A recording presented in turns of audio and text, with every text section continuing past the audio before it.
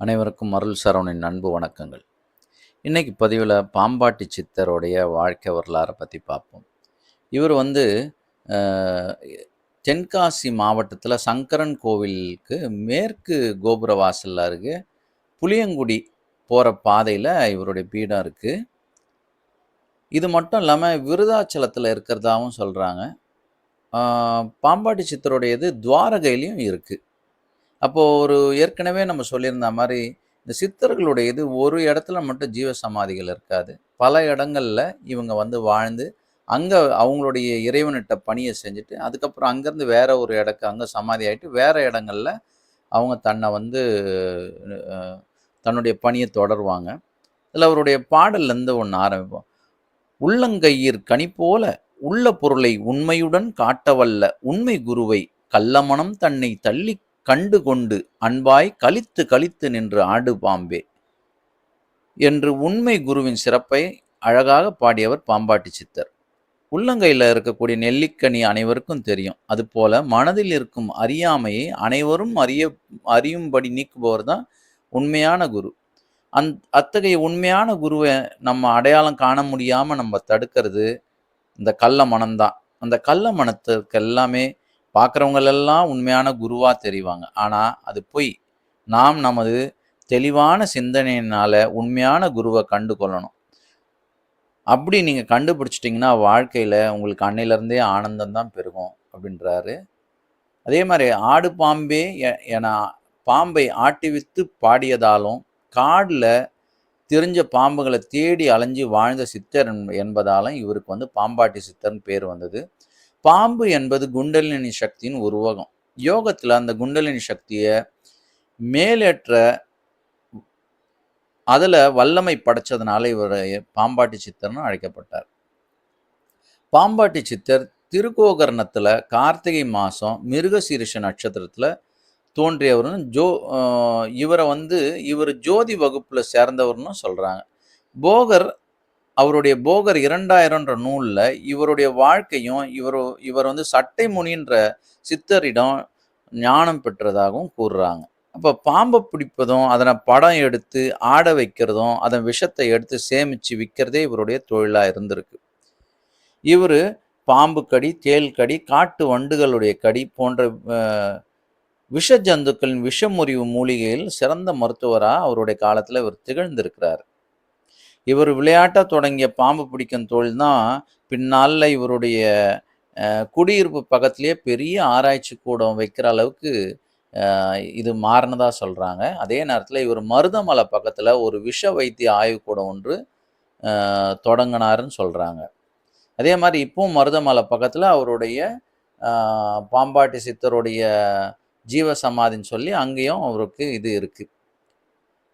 இதே மாதிரி இவர் வந்து இவர்கிட்ட வந்து நிறைய பேர் என்ன காது வழி செவி வழி செய்தியாக என்ன சொல்கிறாங்கன்னா, அவர் இருக்க காட்டில், அதாவது அந்த மருதமலை பக்கத்தில் ஒரு நவரத்ன கல் இது பண்ணக்கூடிய பாம்பு ஒன்று இருக்குது. அந்த பாம்பு வந்து ரொம்ப அரிதான பாம்பு. அந்த பாம்பு வந்து நைட்டில் வந்து அந்த நவரத்ன கல்லை கக்கிட்டு அந்த வெளிச்சத்தில் போய் இறை தேடுறதா இவர்கிட்ட சொன்னோடனே இவருக்கு ரொம்ப ஆர்வம் பெருகிடுது. ஏன்னா இவர் எந்த பாம்பு இருந்தாலும் இவர் பிடிச்சிடுவார். இதனால் அந்த பாம்பு ஒரு நாள் கிடைக்குன்னு சொல்லி காடு மலை எல்லாத்தையும் தேடுறார்.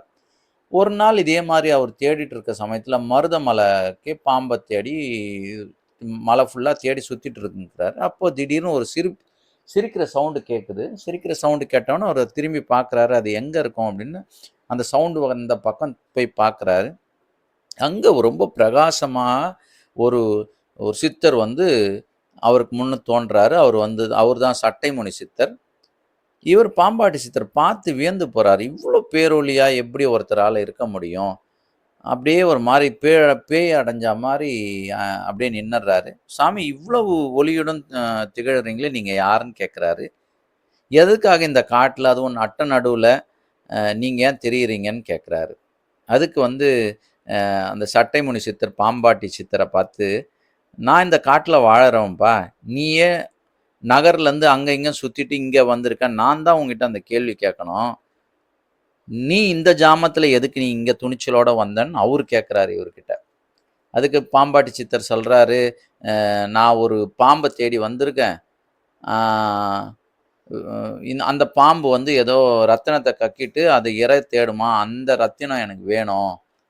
ஆ அப்போ அந்த பாம்பாட்டி சித்தர் வந்து அ இவர பார்த்து சிரிக்கிறாரு.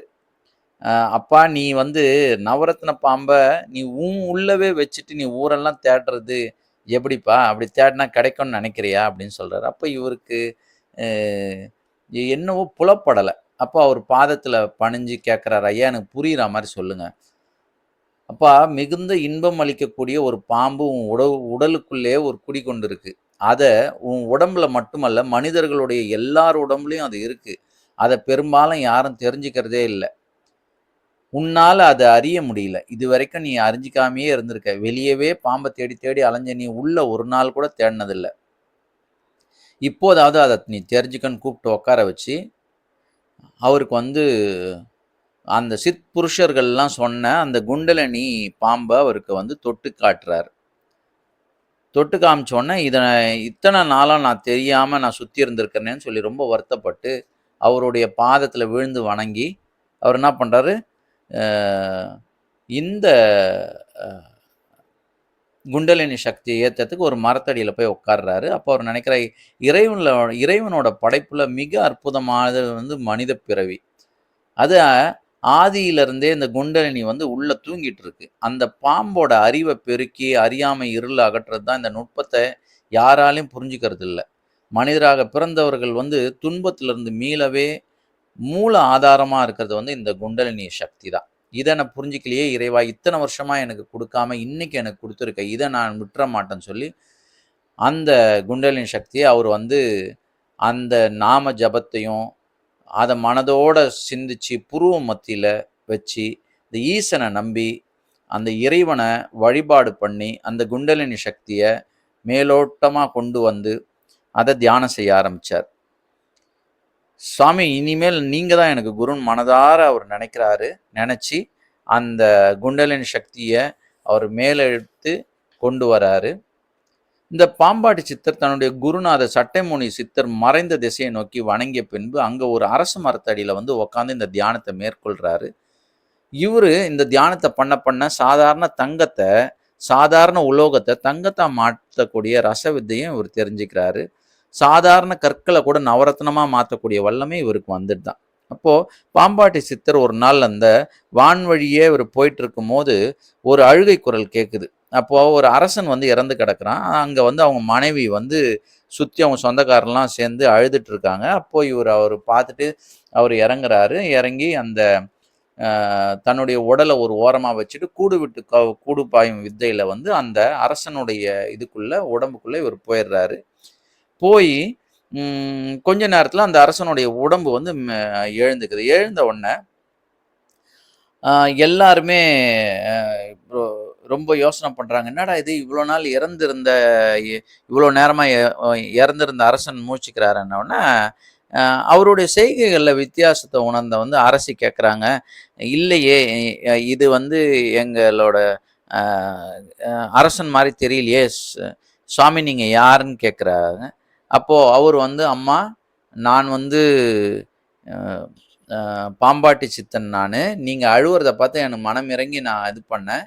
நான் உனக்கு இந்த குண்டலினி சக்திய உனக்கு சொல்லி தரேன். இத வாழ்க்கையில நீ பின்பற்றினா துக்கம் இல்லாம நீ வாழலாம்ன்னு" சொல்லி, அந்த அரசிக்கும், அங்க இருந்த மக்களுக்கும் அந்த குண்டலினி சக்திய அவங்களுக்கு போதிச்சுட்டு, அங்கருந்து அவங்களுடைய அனுமதியோட அவர் அங்கருந்து கிளம்பி அவருடைய தன் உடல எங்க மறைச்சு வச்சிருந்தாரோ, அதுல போறதா ஒரு இவரை பற்றியான ஒரு கதை உண்டு. இப்படியே அடுத்தவங்களுடைய இரக்கத்துக்கும், மனிதர்கள் வந்து கடை தேறத்துக்காக தான் இந்த சித்தர்கள் வாழ்ந்திருக்கிறாங்க. இந்த வாழ்க்கைய மனிதர்கள் வந்து புரிஞ்சுக்கணுன்றதுக்கு தான் இவருடைய இதுல இன்னொரு பாடலும் உண்டு. "எட்டு நாகம் தம்மை கையால் எடுத்தே ஆட்டுவோம். இந்திரனார் உலகத்தை இங்கு காட்டுவோம். கட்டுக்கடங்காத பாம்பை கட்டி விடுவோம். கடுவிஷம் தன்னை கக்கி ஆடு பாம்பே." இவரு பல நேரங்கள்ல வந்து இவருடைய பாடல்கள்லாம் ரொம்ப அருமையா இருக்கும். நீங்க சித்தர் பாடல்கள் எல்லாருமே அவங்கவங்க வீட்ல ஒரு புக்கு கண்டிப்பா அவசியம் இருக்கணும். அது இருந்ததுன்னா, சித்தரே உங்க கூட இருக்கிற மாதிரியான ஒரு பலன குடுக்கும். எனக்கு தெரிஞ்ச வகையில இந்த பதிவ போட்டிருக்கேன்.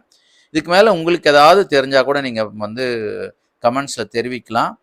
அ அடுத்து நம்ம வந்து ம் இடைக்காட்டு சித்தரை பற்றி நம்ம அடுத்த பதிவில் பார்ப்போம். வாழ்த்துக்கள். வாழ்க வளமுடன். தொடர்ச்சியாக பாருங்கள், ஷேர் பண்ணுங்கள், சப்ஸ்கிரைப் பண்ணுங்கள். நன்றி. வாழ்த்துக்கள். வாழ்க வளமுடன்.